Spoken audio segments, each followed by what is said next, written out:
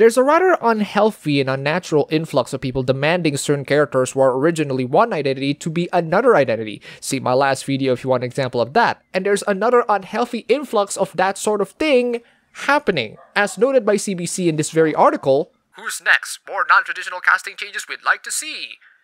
Now, don't get me wrong, casting changes happen from time to time. You can go and see Spider-Man or Batman or any other superhero that has lots and lots of actors for that. But unlike those casting changes, a lot of these casting changes, instead of focusing on the merits of the actors, they're focused on the identity of the actors and the roles they're playing. I want to put the issue of recent casting choices aside for a moment, like the new Doctor Who being played by a female, and we'll get to some more later in the video. Regardless of your opinions, whether or not you like it or dislike it, love it or hate it, let's all stop together for a moment and ask this question: why does someone's identity need to be celebrated? What does that say to the person or the work that they're staring at? I think I can sense a little bit of pattern here. When a discussion of identity celebration happens, there's always going to be a discussion of merits. From that, you might notice a little bit of correlation. Those who celebrate identity instead of merits are more likely doing so to hide their poor qualities of the latter by accentuating the former. This is the underdog victim mentality that I talked about in my last video. How people really want to be the oppressed one so that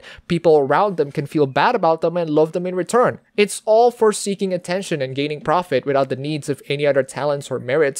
And all of that can be achieved by celebrating identity, emphasizing the character traits that you're born with instead of the character traits that you have to earn that would require lots of hard work. And nobody wants to do that. I myself, as someone who is on a different skin color than white, I don't celebrate my non-whiteness to everybody in every video unless it's relevant to the topic at hand. In order for me to achieve the attention that I want from people, I need to show the skills that I have as a YouTuber. I can't tell people, hey, I'm Indonesian, watch me. Who would watch my channel because I'm Indonesian? So instead of telling people that I'm Indonesian, I make videos, and I try to make them good. And guess what? This has been proven effective from time to time, with a lot of big YouTubers that I'm a huge fan of noticing my work without even the needs of me begging to notice it. It's where I learned that popularity through merits might be difficult, but in the end, it's worth it. Those merits are the things that I have to work my hard ass off, and the moment I dare to divulge myself out of that for the sake of gaining cheap popularity, that's the moment where I lose everybody's respect, and that's where the dip of quality would begin,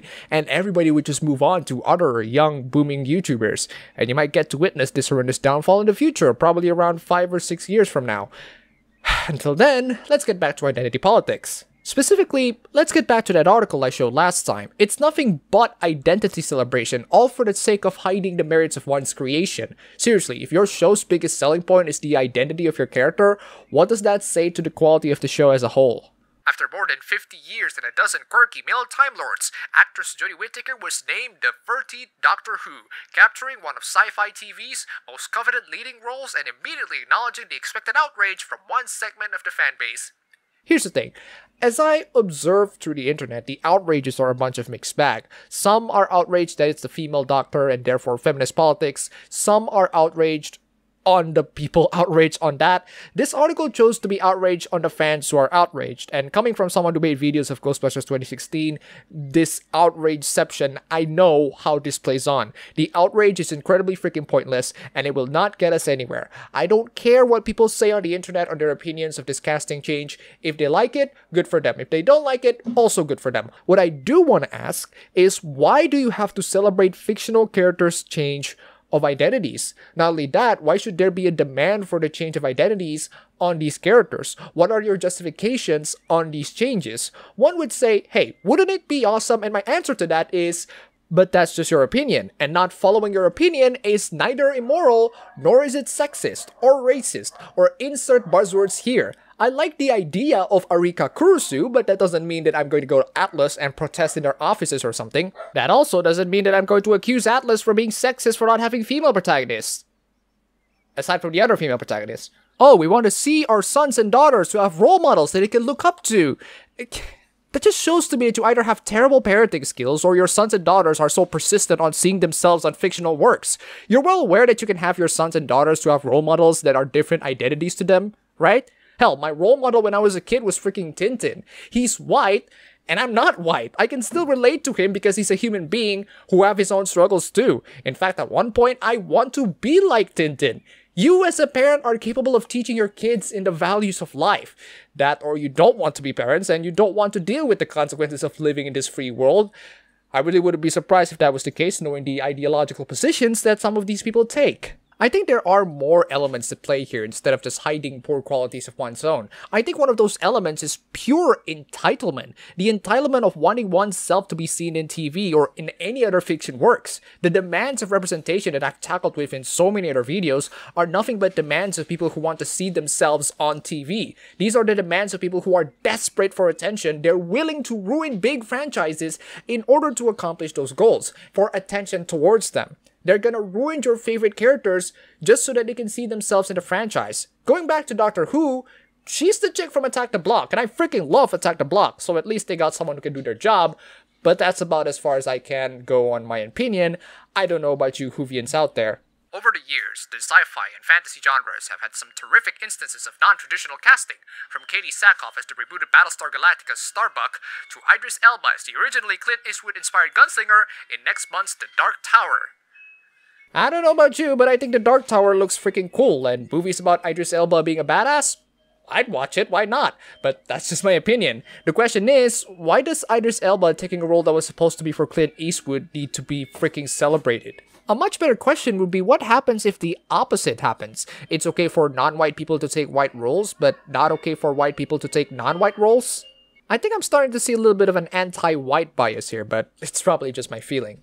Even the problematic Marvel Cinematic Universe is starting to catch up with the regularly remixed and more representative comic book world, with the forthcoming Black Panther and the latest Spider-Man offering a refreshing and much more accurate take on casting. Marvel Cinematic Universe is problematic because they cast the characters accurately to the source material. Come on, CBC, come on. Here are a few more suggestions we'd love to see to revive some enduring blockbuster franchises. And trust me guys, the suggestions are freaking dumb. Bond. Jane Bond. The idea of a female James Bond is stupid. The reason? Because, well, James Bond is notorious for banging incredibly hot chicks and being a massive playboy. I don't know about you, but the reverse of that... Seriously, think about it. Doesn't look that great, does it? But, well, since you asked, you're gonna see Jane Bond being screwed by a bunch of hot guys. And in that sense, you would probably consider that element problematic, so... be careful what you wish for. James Bond producers are making a female-driven thriller starring Gossip Girl's Blake Lively, so might that mean changes for the 007 franchise itself? Though there's speculation Daniel Craig will return as Ian Fleming's iconic secret agent, rebooting with a female lead would reinvigorate the character. Again, please think carefully about what you wish for. Please consider the possibilities that would happen with Jane Bond being a pussy galore for thousands of guys. A female lead would reinvigorate the character. Yeah, maybe in a way that you guys really don't want to see. Again, be careful what you wish for, and especially the part where the supervillains put Bond in death traps. Some of these traps might have some serious kinky themes in that those traps will surely objectify Jane, and that can be problematic. There's something delicious about recasting the famous ladies' man as an actual lady. Of course, the new Bond would need the same moxie and look smashing in formal wear. Enter Gillian Anderson, one of the web's leading candidates. The X-Files star has already shown her steely-eyed screen presence. Other innovative casting suggestions include the aforementioned Idris Elba, as well as Ruth Negga, but Anderson herself seems to have considered the potential game-changing gig. There's also something delicious of casting a ladies' man into a gentleman's lady. I don't know, that just sounds weird. Star Trek boldly goes. Yes, Star Trek Discovery. Gene Roddenberry's beloved space saga is always centered on a crew of interstellar explorers, united by principles like equality and cooperation. Despite the whinging of some so-called fans over TV's upcoming Star Trek Discovery, we're hoping a gay Sulu is only the start. The premise of Star Trek is what happens when the world is peaceful and they work out together to explore the wide open space.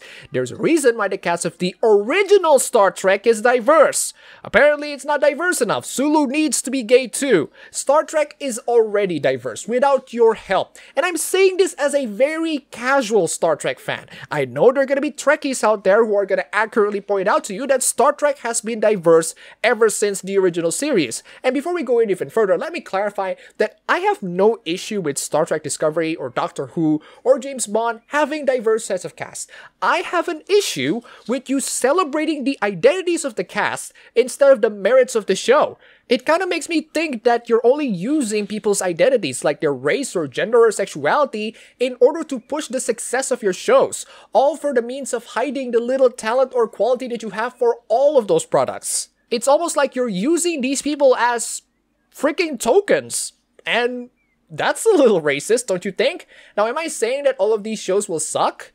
Yeah, very likely it will suck. How was the writing quality of the recent Doctor Who?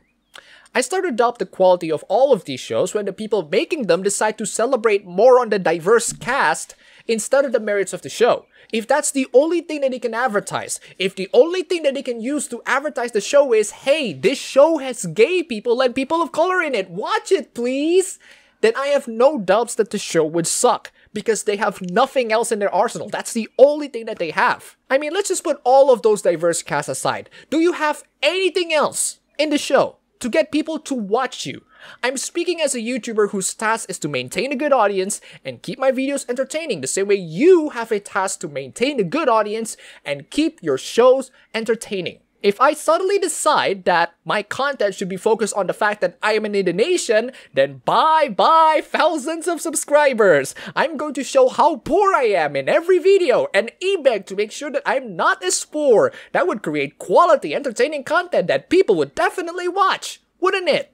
And by the way, out of all of these fictional works with diverse casts, I anticipate The Dark Tower a lot more because it looks like a pretty damn awesome action movie that I would watch and enjoy. The rest, Doctor Who is just a teaser, so I wouldn't really know the quality of the work, but judging from people's opinions on the last couple of seasons in Doctor Who, and a couple of really cringy clips of the last couple of seasons that I've seen in Doctor Who, it would probably suck. And then there's Star Trek Discovery, which looked pretty freaking awful in every corner, not just awful in the delivery and the designs, but also awful in its streaming platform. I'm not sure why they have to air this in CBS All Access, when you can just air it on CBS or 80 other platforms that people most commonly use.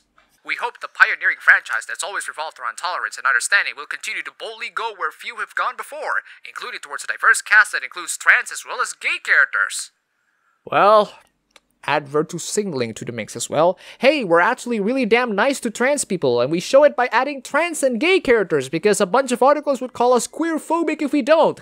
As in, we're being held by freaking gunpoint, someone help us! A 21st century Indiana Jones. 21st century? What does that even mean? Steven Spielberg and Harrison Ford have promised to bring back the heroic professor for a 2019 installment, but if ever there was a franchise that need to make amends, it's Indy. True to its pulp roots, the first few films were littered with shallow stereotypes, adventurous archaeologists taming turban-clad villains, westerners, marvels, or recalls at exotic costumes, and of course, who could forget Short Round? Ha ha ha ha ha ha. Screw you. Indiana Jones is awesome. You attack Indiana Jones, you attack Tintin too. But rather than bring back the 77-year-old Ford, why not pass the bullwhip onto someone with perhaps an actual connection to the cultures being explored? Our suggestion, the Knight of and Rogue One's Riz Ahmed. Like Ford, he can pull off self-deprecating humor and rock a fedora with ease. Did you just cast Indiana Jones to Riz Ahmed just because he's brown? Yippee-ki-yay, Miss McLean!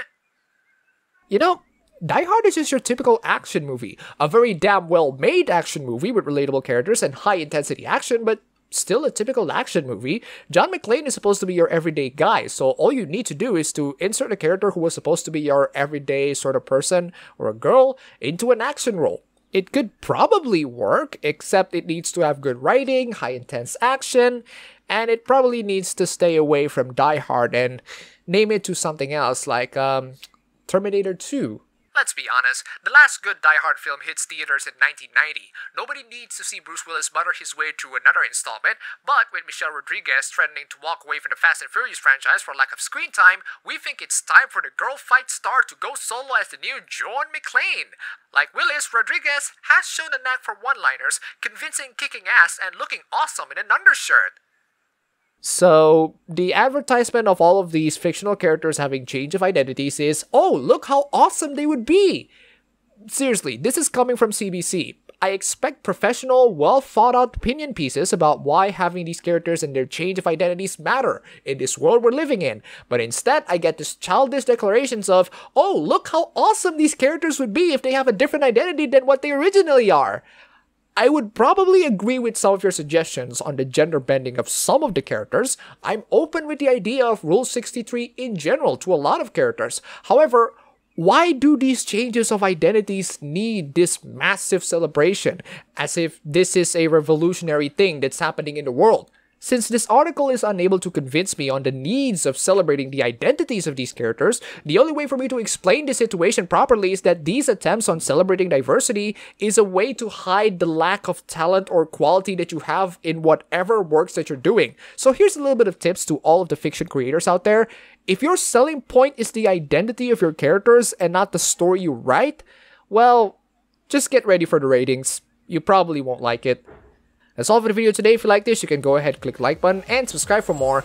If you wish, you can support me on Patreon. And thanks for watching.